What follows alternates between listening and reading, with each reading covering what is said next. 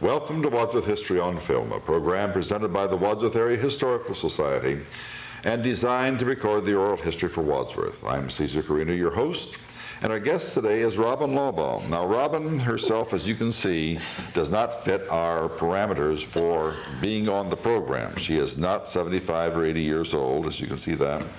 And although she loves Wadsworth, she was not born here in Wadsworth. However, in a previous program yesterday, I indicated that I was going to bring in a profile of Reed Lesser, who became the manager of the Ohio Salt Company in 1966 until 1984.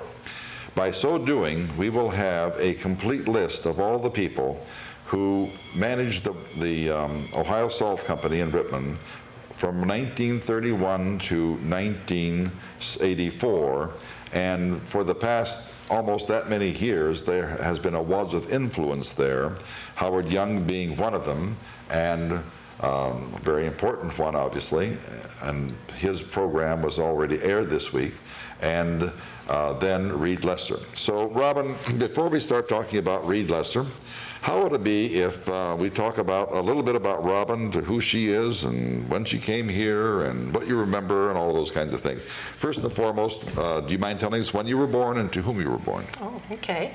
Well, my parents, of course, are Reed Lesser, C. Reed Lesser, and what does the C stand for? Clarence. Clarence, yes. Reed Lesser, but he doesn't like Clarence. No. So we went with C. Reed Lesser, and we've always called him Reed Lesser. That's correct. And mother is? And Ruby Helen Robbins, or BBINS. Ruby Helen Robbins. And where was Reed Lesser, and where was he born, and where was Ruby Robbins born? Both of them are from Salt Lake City, Utah. And Salt Lake City, they grew Utah. up in Salt Lake, yes. Now, that's obviously Mormon country. Oh, yes. And are they Mormons? Yes. And they were Mormons. And what brought them here to Wadsworth? Morton Salt. Morton Salt. Yes. They were in Morton Salt in Utah? Well, we'll have to scoot back here a little bit. My father and my mother were married, and early on in their marriage, my father was employed by Morton Salt, and they spent time in Salt Lake City, and then they also spent time, although this was not associated, I don't believe, with Morton Salt, was in California. They spent a couple years in New York in the Silver Springs plant. Silver Springs plant of Morton Salt. Mm-hmm. And also a couple years there, and also spent 9 years in Texas, where I was born, at the Grand Saline plant in Texas. At the which plant? Grand Saline. Grand Saline. Yes. Mm-hmm. In Texas. In Texas. Now you weren't born in the plant, were you? No. No, I was born in Tyler, Texas. Tyler, Texas. But I grew up. My first 4 years were in Mineola, Texas, a very small little town. Now, is Tyler, Texas? Is that in the Panhandle? No, it's in the eastern part of East Texas. Yeah. East Texas. Now, what day were you born? March 15th, 1961. March 15th, 1961. Mm-hmm. At that time, that I think was the last day for income taxes. Now it's April 15th, but at that time it was March 15th, 1961. Maybe it's possible that they might have already changed, might have at that time already have changed to April 15th. Now, and I want to bring that out just a little bit of history, because it's not always been April 15th. It's been used to be March 15th. Mm-hmm. Tell us when your father was born, and if possible, who his parents were. Sure. And all of that. Okay? Yeah. My father was born in 1922, January 5th. January what? January 5th. 1, 2, 3, 4, 5? Mm-hmm. Mm-hmm. In Salt Lake City. Would you like to ask me what my birthday is? When's your birthday? January 5th. Ah, okay, I'll remember that. January 5th, that's right. And you're the first person who's been on the program who's had anybody born on January 5th. Oh, well, that's a good day. He was born to Clarence William Lesser. In Salt Lake City? Yes, yes. And Gertrude Rachel. Reed. Reed. R-E-I-D, which is how my father got his name. How his name from R-E-I-D, yes. Reed Lesser. And they were both from Utah? Yes. Yes, both from Salt Lake. And tell us a little bit more, if you can, about the involvement of your father with the Mormon Church, and how that influenced his life, and how it influenced your life, and how it influeed his business ethics. Okay. Because he was a very, very ethical man. Very, very good question. Both my mother and my father were we call it pioneer stock, and what we mean by that is that Pioneer stock. yes, we have on both sides of their sides of their family. Pioneers that traveled across the West in covered wagons, some with hand carts. We even had a family that had traveled from New York and went around the Cape Horn and to the Sandwich Islands and eventually got to California. Seems like a long way to go around, but It's a fur piece. yes. But in those days, they got there as best they could. But of course, ever since then, our line has continued to be Mormon and known for being very honest and trying frugal, trying to, well, thanks. Trying to do what's right. And my father was born of very good parents and taught him well, and that was the way he was. I kind of thought of a couple adjectives that I might want to bring out, and honesty was really the top one that I just thought of. Without a very even, honest person. without even asking you about that, the first thing that came to my mind was honesty and integrity. Yeah. Reed Lesser was known for honesty and integrity. When we were talking with Howard Young, who was the plant manager, I think that's the word that we use, is the plant manager of the Ohio Salt Company, Morton Salt Company, I'm sorry, it used to be the Ohio Salt Company, but he was the plant manager prior to your father coming. He made some very positive statements about, this good person coming out, and I think that's so important. Tell us a little bit more about your mother's background then. Okay. Her mother was Ruby Ellen Allen and my C.B. Robbins, Calvin Bicknell Robbins, and Calvin Bicknell? Calvin Bicknell, Bicknell. Robbins. And it's an unusual name, and it's normally used as a surname, but my brother and I have an uncle, as is Reed. Yes, has that name. And father's education? He graduated from the University of Utah in engineering. And not Brigham Young? No. Yeah. In engineering. His background is in engineering. Yes. Mother's background? Graduated from University of Utah and in education, actually. She taught. Met there? Yes. Yes. And when were they married? In 1946, June 21st, which is actually quite a historical date in our own family. My mother's parents, were married on that date, and also the great-grandparents were married on that June date. 26th. June 21st. June 21st. June 21st. June 21st. 3 generations? Well, it goes on because I broke tradition, but my sister and my, actually 2 sisters and 1 brother were married on that day. 2 sisters and 1 brother were married on that day. What day is this coming up? Anniversary day. Yes, we don't forget anniversary in our family. Now, you bet you don't forget anniversary. There are too many people there that depend upon it. Tell us, do you have to float bank loans to get gifts for all these people? Since you're the only one who isn't? I tell you, we get pretty lax with that. We have a large family. We all know we love each other very much, and we're spread all over the place. Now tell us who the other siblings are. My oldest brother is Reed Bicknell Lesser, and he goes by Bick. He is 50. 50. Yes, he just turned 50. He lives in El Paso, Texas, and what does he do? He works for Packard Electric, a subdivision of General Motors. Yes, and he's traveled all over. Packard Electric has black and orangish yellow cables. Yes, the wiring, yes. He's married to Donna, and they have 5 wonderful children, many of whom are married and having children of their own. And then who's next? Next is John Roger Lesser, and many would remember John. They actually remember him by Roger. The family calls him John, but he went by Roger in high school. But when we moved here in 1966, he was going to be a junior, I believe, and he played football and wrestled here. And he lives in American Fork, Utah. And with his wife Lorraine, and they have 8 children. 8 children? Yes. Wow, that's great. The next in line. If they all get married on June 21st, we're going to have a problem. Yeah, that's right. The next in line is my sister Linda. Linda Rosland. Well, now it's Bang, B-A-N-G. And she and her husband Dave live in Mesa, Arizona. And they have five girls. And once again, they have many that are getting married and wonderful family.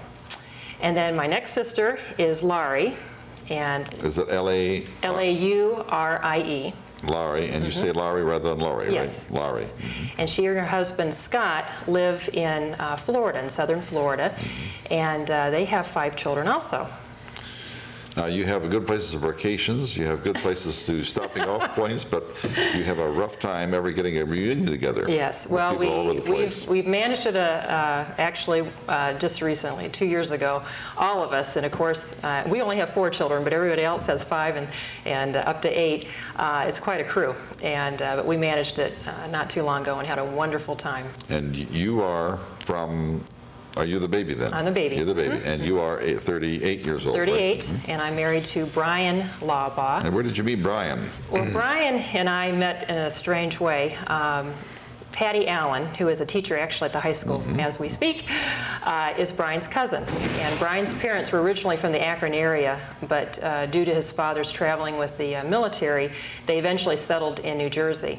But Patty knew that I was Mormon, and she knew she had a cousin in New Jersey that was Mormon, and she thought we'd make a pretty good pair, so she got us writing, and that's how we eventually met. And Brian is another one of those very, very fine, upstanding people who's been extremely active in the community, as have you. Tell us a little bit about yourself, and then we go into a good profile of your father. Oh, goodness. I graduated from Brigham Young University. And Wadsworth High School first? Wadsworth High School first, and my only departure other than my early years in Texas was I went away to Brigham Young University. And what did you major in there? Finance, actually. Finance. Now, people think of Brigham Young University as being a Mormon school and probably heavily oriented toward nothing but the religion and so forth. Brigham Young University has an extraordinarily powerful Department of Finance. They have an extraordinary department, or a extraordinarily powerful Department of Engineering. Yes. They have all kinds of programs out there. There are a lot of departments, fantastic. It is a very, very, very fine school. So you went there for an accounting degree. And what do you do with your accounting? Well, actually, it was finance. And after Brian and I were married, we came back to Wadsworth. I got additional designations in the finance area. My CFP. CFP, that's Certified Professional. Financial Planner. Or Financial Planner, right. And we actually started our business here right in Wadsworth. And you and well, Brian? Just me, because Brian was in school at the time. Okay. But I say we because that's the way it is. That's the way it is. But we started our financial planning practice, and I worked for several years while Brian finished up his school. He was a little behind me because he did serve a mission for our church. And was he at Brigham Young as well? No, he was at Akron U. University of Akron. After his mission, he served a 2-year mission to Arizona. And what year did he graduate from the University of Akron? Oh, goodness. Well, we were married in '82. I'm going to guess probably 84. 84. Yeah. Did he walk across? 85. Did he walk across the stage to get his degree? No. He was just so happy. The reason I asked that question is that I announced the names for the University of Akron for 20 years. Wow. And during my lifetime, I announced something very close to 28,000 names, I believe. Oh, my goodness. 2 of us announced. So you probably wouldn't remember. Well, I probably would, because if you were from Wadsworth, Yes. I saw the designation and so forth. Now, one of the things that I think is extremely important here is the fact that you started a business in financial planning, and then your husband joined you? Yes. It's usually the other way around. Yes, it is. And I think that's certainly significant here, that your husband joined you. What do you do, and what is your company here in Wadsworth? We do financial planning, and my husband, after he graduated, of course, went on and got additional designations and education, and actually continues to do that. We do financial planning for businesses and small individuals and small businesses. And it's right here in town. What's the name of it? It's actually in the Allen Hartzell building. So what do you call it? It's Allen Hartzell. R&B Financial Planning is actually our... And why R&B? Robin and Brian. Robin and Brian. You bet. That's right. That's right. Brian is very active in the community. You're very active in the community. What kinds of things have you done? What kind of things are you doing? Oh, goodness. I just took off with where my parents finished. We just love Wadsworth and been involved with the schools and the community and of course our church. Just keep active. Now, where is the Mormon church here? And the first only one's in Akron, is it not on Smith Road? There's one in there. We actually go to one that's in Medina. Medina. And the Medina church has two congregations, one that's Medina oriented and the other's one that's Wadsworth oriented, because there's a lot of Wadsworth individuals. How many Mormons do we have in Wadsworth? Oh, our congregation size is about 200. Mm-hmm. And that includes not just Wadsworth, but the area, the township, and so forth. Yes. Now, Robin, as you remember the very early days of Wadsworth in 1961, if you're 38 years old now, you weren't too very, very old when you came to Wadsworth, right? I was not even 5, just almost 5. Yeah. So you remember Wadsworth almost as the only place you've been, truthfully. Yes, definitely. What do you remember about the first houses where you lived, and where did you grow up, and who your neighbors were, and so forth, and how your father, Reed Lesser, for whom this is actually being poised rather, how he interacted as a father, in addition to being the person who was in charge of the entire plant at the salt works? Yeah. Very fond memories growing up here. We purchased a home on Woodland Avenue, and we still live there. From whom? Do you know? I don't know. What number is it? It's 459. You might know. 459. It's the white home off of 261. 459. No, I don't know that one. I know many of them up there. Yeah. Could it be possibly Neidert? I was thinking possibly, yes, it could be. But I wasn't for sure. I was looking for that, but wasn't sure on that. But I grew up there and liked it so much that my husband and I eventually purchased it from my mother many years later. But that time, Woodland was developed, but behind us, which is Crestwood, that corner area of Crestwood was all undeveloped. Right behind us, where our property actually runs right into Crestwood, and to the east is where the Seacrest eventually built their home, but that home wasn't built at that time. I remember sitting on dirt mounds watching them build that, and that was quite an experience. Where Sterling Seacrest built a home for something, yes. Crestwood. Yes, exactly. He sold that then. Yes. Then Sterling went to, that condominium up on Shannon Drive. Shannon Drive was a Pheasant, was it the name of the condominium up there on Shannon Drive? I don't know the units. I know it's on Shannon Drive. And then at age 80, after he had some medical problems, and he's recovering very, very well now, thank God, he then moved from there to the condominiums at Liberty Commons, yeah. And I can't think of the name of the street, but it's a girl's name. Shannon. No. The name of the street where he lives right now. But, give me a minute; it'll come to me. Right, that's right. You know the vocabulary around here. Yes. That's what all of us say. We just know where it's at. That's right, exactly. Now, what do you remember about your father's involvement, your mother's involvement in this? Because he had probably close to 12 or 1,300 people under him. Yeah. And a lot of responsibilities, and it was not something that was 8 to 5. It was 24 hours a day. It was 12 to 12, 24 hours a day. Yet he found time for you because of his strong family values and all of this kind of thing. Yeah. Give us a little bit of the personal aspect of Reed Lesser, because we can find out very easily some of the professional aspects. Certainly. And as a matter of fact, we've had some people here who have been on the program who actually work for him, and they just have nothing but praise for him. Very kind, very warm, genuine, sensitive, and understanding, and all those kinds of things. Tell us a little bit about the Reed Lesser that only you could know. Or, well, not only you, but your siblings and you could know. Yes. My father was, I think for some individuals that maybe did not know him, at first he might come off a little stern. He was a large man. He was 6'2". I was going to say, give us his size. About 6'2". As a matter of fact, we have a picture of him right here. Yes. I want to show this picture because it's such a handsome couple. Reed and Lucy and Ruby. Ruby, your mother was a little short woman, wasn't she? Yes, she was 5'2". 5'2", and eyes So there of was blue. a foot between them. Yes, but he was a stern man, but sternness does not necessarily mean that one needs to be unloving. No, and that's the point I wanted to get across, is that at first someone might be a little intimidated because he was a large man.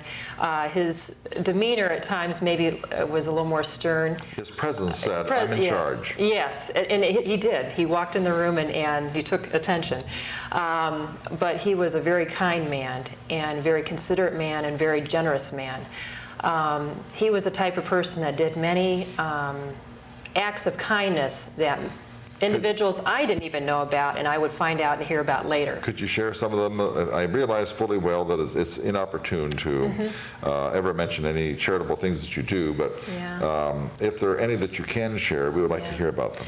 Well, it has been said that when we were growing up that we often, and I don't mean to say this rudely, but took in a lot of, someone used to say we used to take in a lot of strays. I don't mean to say that, but took in a lot of individuals that were in need.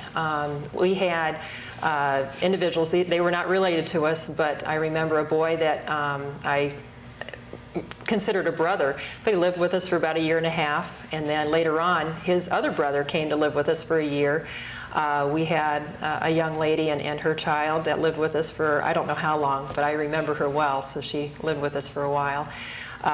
We had continuously had exchange students and other individuals that just needed a place to stay or wanted to experience a new country. And I saw the generosity of my mother and my father quite a bit in that. Your mother never stopped that generosity. My mother never did. She was a Meal on Wheels person? Yes. Just everything. Yes, she certainly was.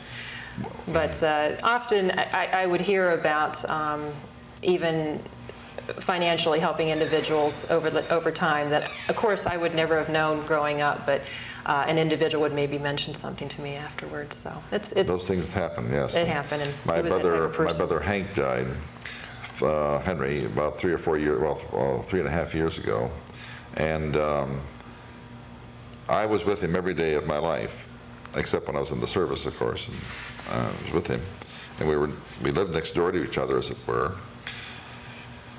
I did not realize how many people he helped so quietly until after he died, and they came out of the woodwork. Yeah. And it's really a good feeling, and I'm sure that you feel that same way. Oh, certainly. So that same way. Certainly. I want to hit something else, which sternness, kindness. How did he show kindness, and how did he show sternness? You are certainly a good representation of the well-disciplined child. Oh.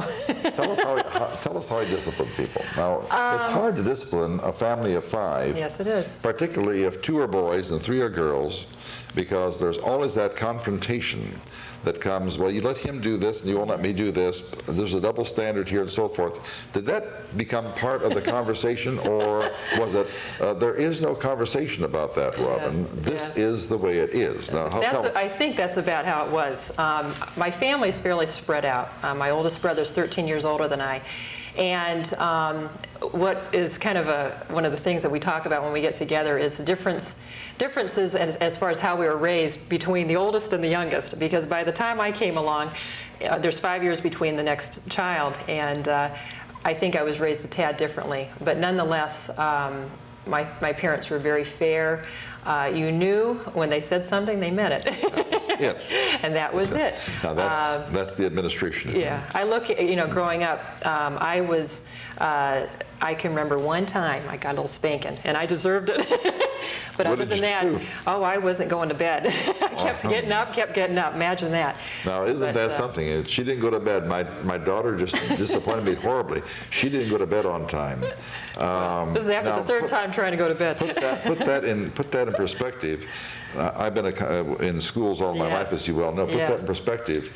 My daughter didn't come home at all last night because she was drunk, stoned and was with her boyfriend, and God knows where they were. Now, I didn't go to bed last night. She didn't go to bed on time last night, so we spanked her. There's a tremendous difference there. Yes. Tell us a little bit about what you remember concerning your father's identification with the salt and how you felt about the salt at that time. We call it the salt. I Sure, it's more you than bet. salt, yeah. The plant, I remember growing up meeting individuals, and I know you're going to ask me names. Yes, So I am. don't get too nitty-gritty here. But I have fond memories tagging along with my mom going into the office Okay, and who were some visiting. of the people that you saw? I remember particularly his secretary, who was And who was that? Virginia Kindig. I remember her. From where? She was from Rittman, actually, and a very fine woman, and did a lot for my father, keeping him on track and on schedule. I remember Christmas parties every year. They would, I believe, I'm picturing the room in my eyes, and I believe it was at the junior high that they would have these in the cafeteria. This would be for the whole plant, that they would just come at Christmas time, and they'd have these huge sheet cakes and lots of food there, and it was a good time. And I also remember the annual parties that my mother would host with my father at our home, which was for the office individuals that worked with him at the office, and the big shindig that they would put on for that, and how everybody looked forward to it, because my mother was a fabulous cook. She really was. And Did you pick it up? what was that? Well, a little bit. I don't do what she did, but she was really quite, had an ability to entertain and put on a good spread. So I have fond memories of that. I have good memories, as well as people telling me after the fact that my father was a very respected man at that plant. I had known this and had heard it, of course, after he died, when individuals would come up to tell me. I think he was so well respected because he treated each person as a human being, as an equal, with total respect. He would make it a point to, on his daily activities, to take a tour of the plant. And it was said that he didn't just, say hi to the individuals, but he actually knew them. He knew the personality. He knew about their family, would be genuinely interested in them. And it made a very big difference in the way that the individuals felt working there and working with my father. So I thought that was a tribute. I've had many people tell me that and how that they enjoyed him. We don't want to forget your mother here. Good cook. Put on a good spread, but there's more to Ruby Lesser than that. Tell us more about that. My mother, I look at her, and she basically lived a life of service. She really did. She was fortunate, and my dad would always say this. She said that, Ruby, you're a dying breed, you're a dinosaur, because she was actually able to stay home. It was at that time when a lot of women were starting to go to work, and my mother was very fortunate, and we knew growing up how fortunate we were having her at home. So that was something that we didn't take for granted, and something that I myself right now prize, because I'm in the same situation. Did all five of you ever live in the same house at the same time? Oh, yes. All five Yes. kids? Mm-hmm. In other words, all five of you children moved to Wadsworth and stayed with your parents, and then it wasn't too terribly long. Well, actually, this was in Texas. We were all living together in Texas. Oh, but not in Wadsworth? Not in Wadsworth, because when we moved here in '66, my oldest brother was a senior in high school. And he stayed? And he only had a couple, 3 months left to finish up before he graduated. And my brother was quite a football player, and he ended up getting a scholarship to play for SMU. Oh, really? Yes. Wow. Yes, and was actually quite a good player, and had several records, and I think one of them might still stand. Now, was he tall too, big? He's about 6'1" or so. Now, all of your family is tall and slender? Oh, no. I wish. Yeah. The boys are taller and slender, and I'm just 5'4". 5'4"? Yes, I'd like a couple more inches. Well, you're slender. Well, thank you for saying that.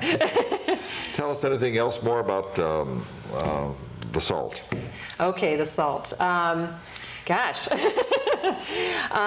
Let me look here. He worked there for 18 years. I know that he died in January of 84, and so it was 18 years. And I know that that ended a career of 35 years total that he had with Morton Salt Company. He had a horrible illness at the end. Yes, he had a brain tumor, and he went very quickly. And my mother and I pondered about it afterwards, and my dad was, another thing that would describe him was he was very, very independent, did not want to be dependent on anybody. And so we always thought that it was best that he left first, because if he was older, he'd have to be dependent on my mom possibly. And my parents growing up, there were very different roles. My mother cooked and did the certain roles, and my father went to work and provided. And so we always worried, because when my mom would leave town, thank goodness that there was a couple younger girls at home that could cook a little bit, because my dad would have been in trouble. He would have been in trouble. We worried that if he could boil water or not.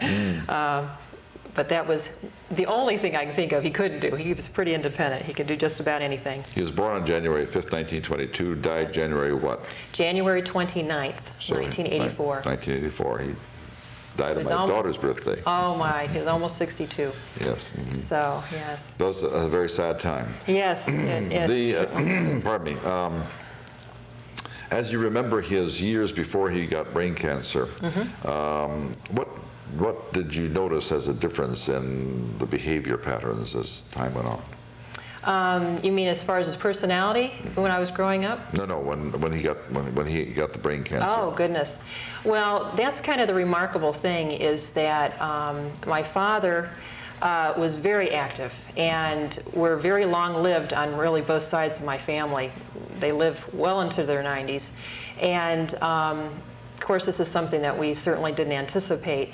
And my father was very active. He loved handball. That was his game. And he played that 3 times a week over at the YMCA in Akron, and loved playing that. He loved golf, played that regularly, and loved to swim, and active in that. He went to all the basketball games and everything, and it was the Christmas of '93, and close to that time, say around Thanksgiving actually, that he noticed that he was having some coordination problems. 83. 83.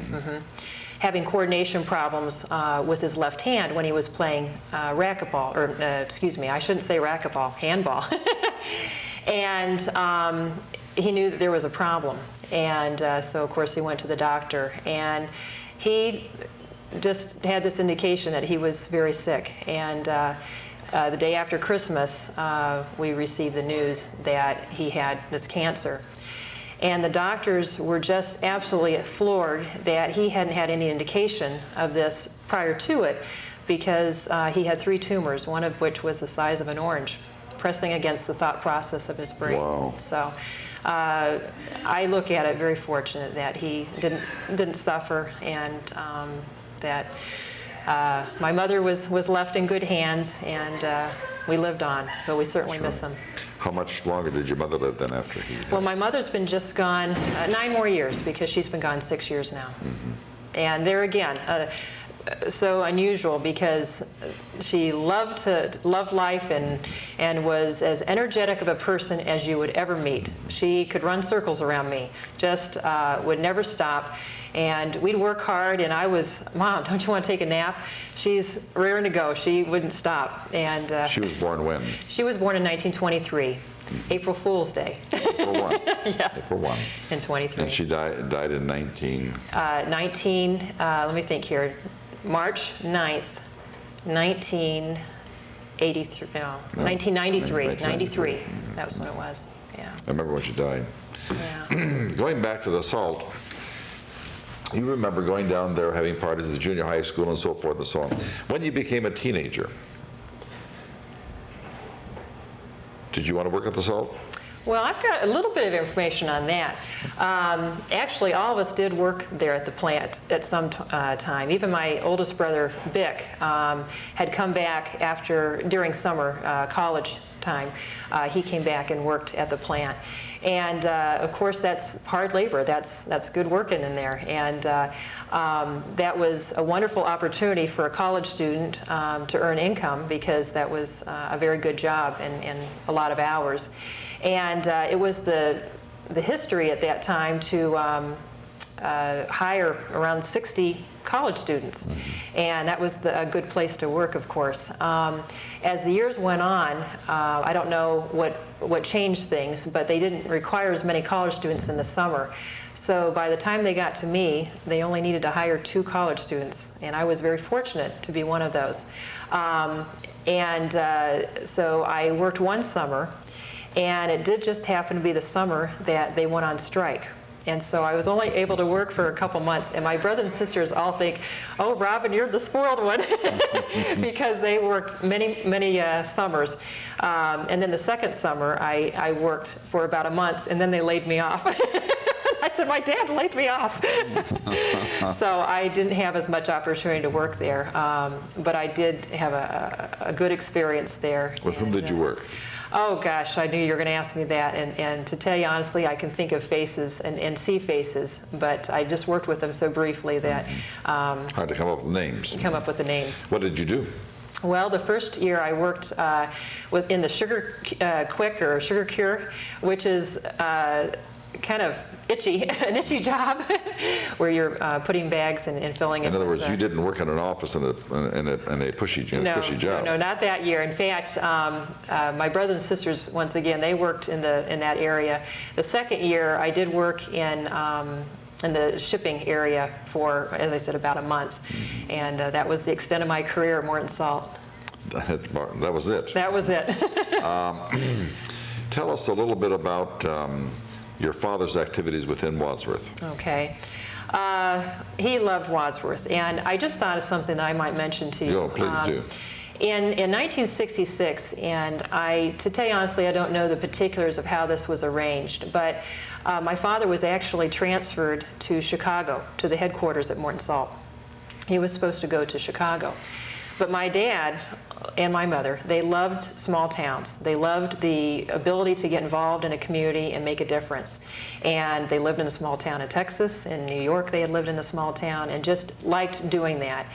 And my dad was not the political type. He didn't like he didn't like the thought of maybe going to the headquarters and having to deal with the politics of business and so on. And there was an opportunity, and the individual that was coming to Rittman plant, he and this gentleman switched places. And as I said, I don't know how that was arranged or how that worked out, but that gentleman went to the Chicago. Maybe God did it.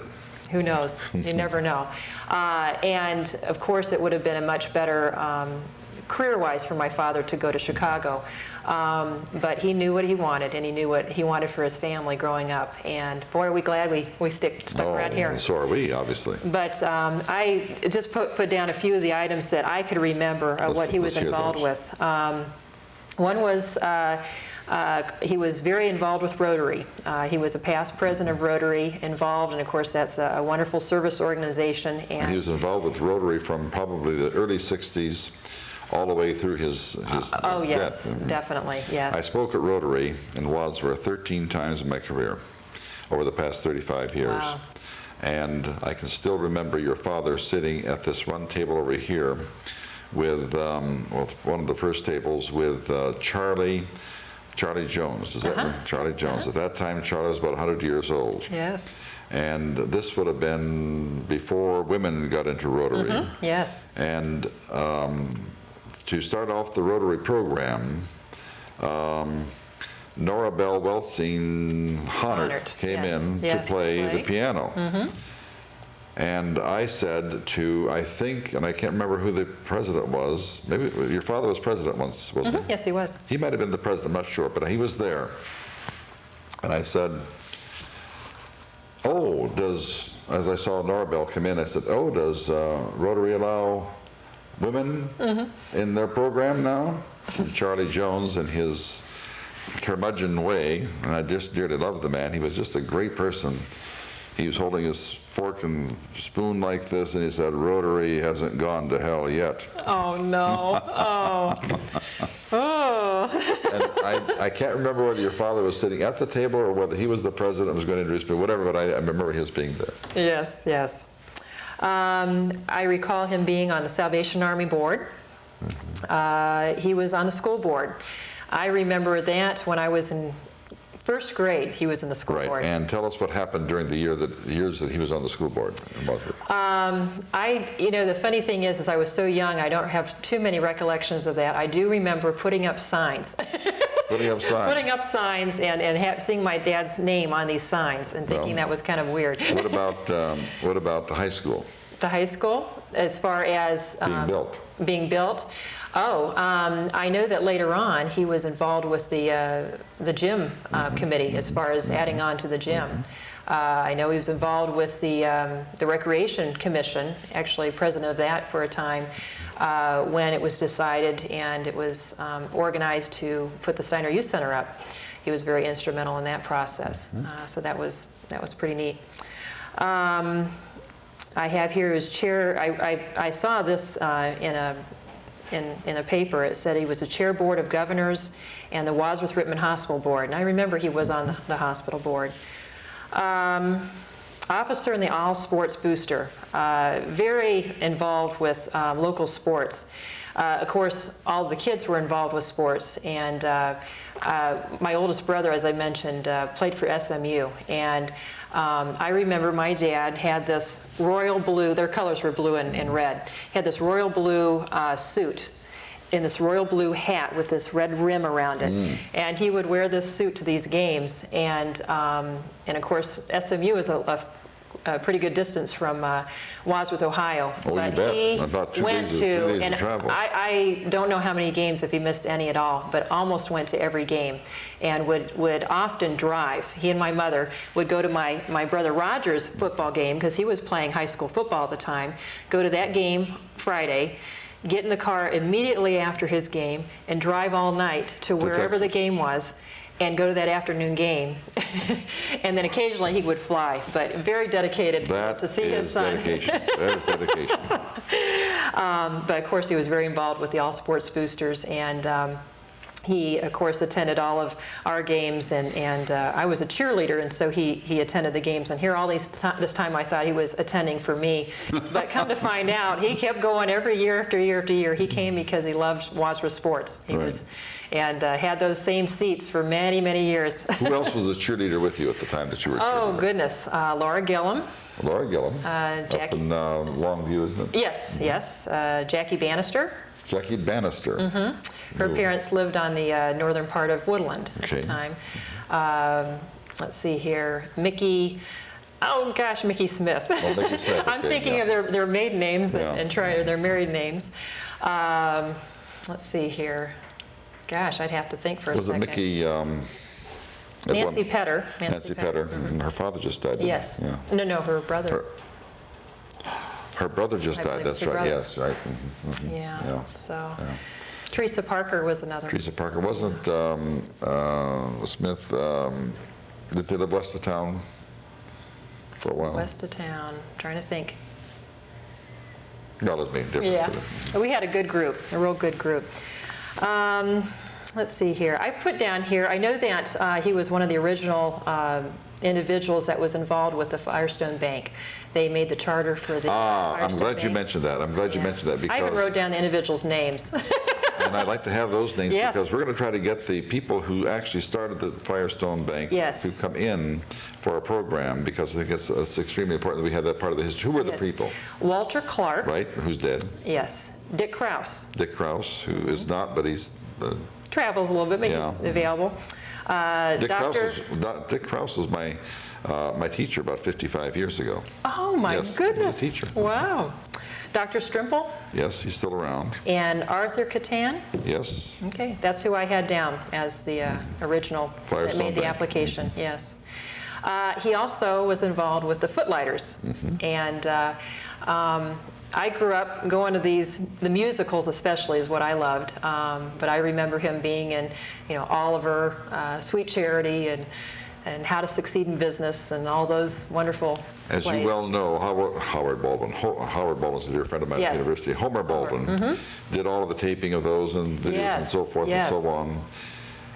Shortly before the big fire at Homer's house, which destroyed the entire place, he gave me all of the Footlighters tapes, Oh, that's wonderful. and I have them. Oh, Otherwise, wonderful. we would have lost History has been preserved. it. Yeah, well, that one, yes. Yes. Well, he was never by any means the star of the show. He normally sang in the chorus, or he'd have a few lines. But he really enjoyed it. He loved it. And It was a good outlet. it was. And as I said, you know, knowing him or just seeing him on the street, you wouldn't think that he'd be the kind of guy that would enjoy being in those type of productions, but he really did. You know, strange people such as your father, who was in charge of so many people, such as he was at the Salt. It could really shock and surprise people what their hobbies are and what their interests are, and you would never think of it.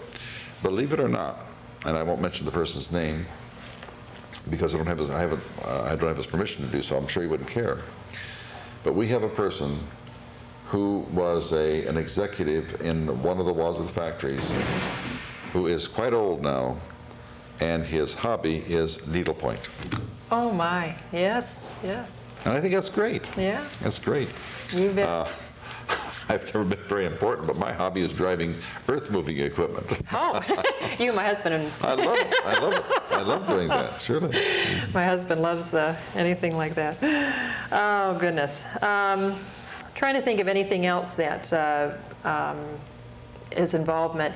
Of course, he was deeply involved with our church and served in many, many leadership positions with our church. He was a wonderful teacher, and that he was able to shine in our church in that respect. He was able to be a good teacher. And tell us a little bit about Brian's being a missionary. I don't think people quite understand that. Wadsworth has had many people from the Mormon Church who have been missionaries here. In 1973, 2 young lads came to our house. Oh. And I felt so bad for them because it was a hot summer day and they have to walk everywhere. They can't drive. Yeah. Is that? Well, they don't have to. It depends on the area. Well, they don't, these kids had to walk because they didn't have any car and they didn't have any money. And they came to our house, and my wife and I, Linda, I greeted them. They're just the nicest kids in the world. They were dressed in a white shirt and a tie and all this. And they were not in any way ultra persuasive, but they were just nice. And pathos probably is the underlying feature that motivates me, and I felt so bad for them, so we invited them in and gave them something to drink, lemonade or whatever. And one of the boys said, have you lived around here? I said, well, all my life. And he said, you know, we're looking for a place to live, but we don't have very, very much money. Well, I knew they didn't have any money. You know, they didn't have any money because so we happened to have a rental place at that time, 469 Broad Street, and it was empty. Oh, my. As a matter of fact, we had just purchased it, and it was empty. And we let them stay there for the month that they were here. Of course, we didn't charge them anything. Oh, my. And we didn't, I mean, well, obviously we wouldn't have, but under normal circumstances, but particularly since there was nothing in the house, I mean, it was just a house. And they had no place to sleep. We gave them a little bit of a bed and so forth. And of course, there were 2 boys, 2 18-year-old kids, you know, and knowing them, that age group as we do, as you do, and we do now, we know that did make a bit of difference. I mean, there were no furniture, anything like that. And well, they're just 19 years old. When they're 19. Most of them are 19. You can be a little older, but most are 19. My mother died on the 23rd of August. They walked to the cemetery for her funeral. Oh. And we were leaving the cemetery, and they came up to the car to offer their condolences. And we had a car full of people, the funeral hearse, you know, the funeral car and so forth. And I said, I want you in the car. So the 2 boys got it, and they sat on somebody's lap. I don't know. Well, my goodness, we need to give the favor back to you. That's awfully wonderful. Well, no, that was, the favor was ours to have done that. Yeah. But now, knowing Brian, he wouldn't sit on anybody's lap. No. How big is it? Brian's a big man. Yes, yes. But, He wasn't quite as big at that time. tall and he was tall husky and and all that, he's yeah. always broad-shouldered, very, yes. But tell us about that that ministry. Yes, well, the boys are normally 19 years old, as I No said. girls do it though, right? No, actually, there are girls, but No? they need to be at least 21. 21, a and bit they older. probably have to have more than just one or two. Yes, always two, and because there's safety in numbers. You bet. There's always two. You bet. You know, But in they are completely supported by themselves. The church does not support missionaries. Sometimes, like individual congregations will help out a family if they need help, but these kids go out on their own, and they're using their own money, or their family are helping them out. They go for 2 years, and they submit their papers. They have no idea where they're going to be sent. So they can be sent from anywhere in the States, and of course it's a worldwide church, and so there's some that go to Japan, some that go to Africa, some that go all over. So What amused me was that these 19-year-old kids never told us their first names. They were always elder. Right. They were probably elder. They were elder. Yes. They never told us their first names, and that's perfectly okay. Yeah. You know, talking about that, did your father, and you may not want to answer this question, did this wonderful person, Reed Lesser, did he help support some of these kids? Yes, he certainly did. My brother Roger served a mission for our church, and I know quietly there were many, many others that he supported over the years.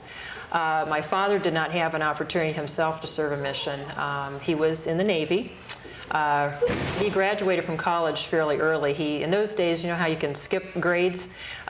He skipped at least 2, I know, grades, and so he was quite young, and We don't recommend that anymore. No. As a But matter of those fact, days are a little different. there are some studies which show that people who do skip those grades because of some, well, I won't get into the whole thing, but many times they will not complete college because of the social aspects and so yeah. forth. But there's a study on that. I don't Yes. have it. I Well, don't in have those all the days, I information. don't believe it was so Well, unusual. Things weren't so difficult and weren't so complicated. Now they're so horribly complicated.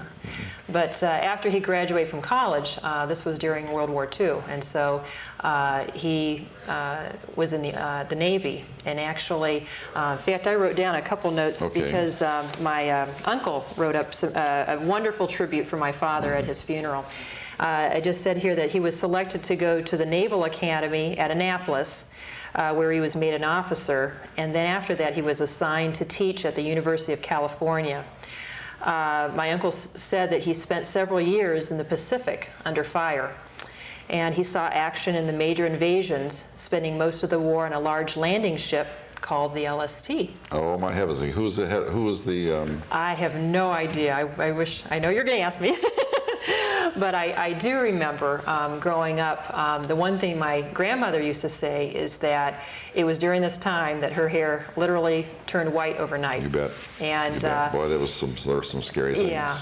And another story that I recall from my grandfather is that my grandmother and my grandfather would listen to the radio, and they had this large map that they would pinpoint where the action was taking place in the Pacific. And that was a regular ritual that they would go through. My age group But, knows more about the Pacific geography than almost anybody else in history. And unfortunately, we had to learn it the hard way because this is exactly what we did. I mean, Inuitalk, that probably would not have come to our attention. No. Iwo Jima would have never come to our attention. No. The Hebrides would have never come to our attention but these were all the names that came in the end of the war, the World War II. Yes. Yeah. Mm-hmm. No, And your father was in for how long then? 4 years? 4 probably. years. Yeah, because most of the people were. Yes, 4 years. My mother and he were engaged at that time. They had a very long engagement, and many did at that time have long engagements. And many had long engagements that ended in somebody else getting married. Yeah, that's right. That's right. The saddest one, and I can remember a young man coming home, and he went out to greet his mother and father and sister, and the boy said, the young man said, then where is, and I'll just make up a name, Francine. and it was dead quiet. And he said, "Where is Francine?" And the sister told him, said Francine was married last week. Oh. And he just stood there. And then all I could hear was the train going away, you know, just very, very quietly going into the distance. Just stunned. Yeah, there were some very, very sad things that happened. Yeah. But Mom waited for Dad. Mom waited for Dad. She used to kid us because I guess at that time when they first got engaged, she wasn't as skilled in cooking and the things that she would have liked to have. So she said that she really took those 4 years and that she took every cooking class, every sewing class that she could to get ready for getting married. And so she had a good 4 years to work on it. But that was that. Goodness. Do we have anything else regarding the Navy part? No, not again. What about some of the other things? Because we want to hear as much as we possibly can about the profile of Reed Lesser. All righty. Let's see here. One thing that you mentioned hobbies, and I consider this a hobby. It was actually with our church. He was the committee chairman of our church welfare farm. In our church we have welfare farms. That's right. And where is the welfare farm for the one around here? It's in Hiram, actually. In Hiram. It's called the Johnson. In other words, that's the only one? Yes. I knew there was one around there, but I didn't realize it was the only one. Yeah. Tell us what the welfare farm does. Well, and that particular farm produces strawberries and apples, and those strawberries are produced and they're made into jam, and they're shipped to all over the world. Free of charge. Free of charge, yes. Free of charge. Yeah. Free of charge. All the labor to those is donated. All of the money that it takes for shipping is donated, and all of the ingredients that go into anything that they have on the welfare farms is free. 100% free. Boy, you know an awful lot. Well,